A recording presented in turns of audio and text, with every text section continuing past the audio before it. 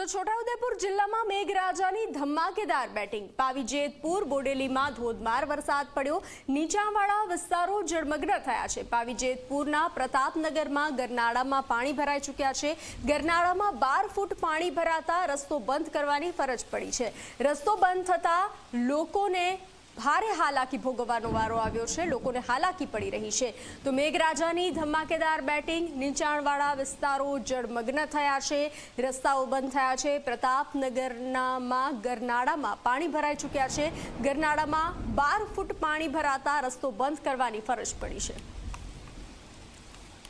છોટાઉદેપુર જિલ્લાની અંદર ગઈકાલે રાતથી ધોધમાર વરસાદ વરસી રહ્યો છે, ત્યારે પાવીજેતપુર તાલુકામાં 6 ઇંચ જેટલો વરસાદ ખાબક્યો છે, જેને લઈને અનેક જે નીચાણવાળા વિસ્તારો છે ત્યાં પાણી ભરાવા પામ્યા છે। જી 24 કલાકની ટીમ હાલ જે પ્રતાપનગર ખાતેનું જે આ ગરનાળું છે એ ગરનાળાની અંદર 12 થી 15 ફૂટ જેટલું જે પાણી છે તે પાણી ભરાવા પામ્યું છે।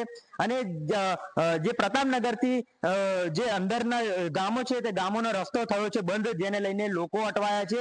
અંદરના ગામોમાં જે પાણી ભરાયા છે અને પ્રતાપનગરની અંદર જે ગરનાળાની અંદર પાણી ભરાયું છે, જેને લઈને લોકો હાલ હાલાકીનો સામનો કરી રહ્યા છે। ત્યારે જે ગઈકાલે રાતથી જે છોટાઉદેપુર જિલ્લા સહિત જે બોડેલી અને પાવીજેતપુરની અંદર ધોધમાર વરસાદ વરસતા અનેક નીચાણવાળા વિસ્તારોની અંદર પાણી ભરાયા છે। હકીમ ઘડિયાળી, જી મીડિયા, છોટાઉદેપુર।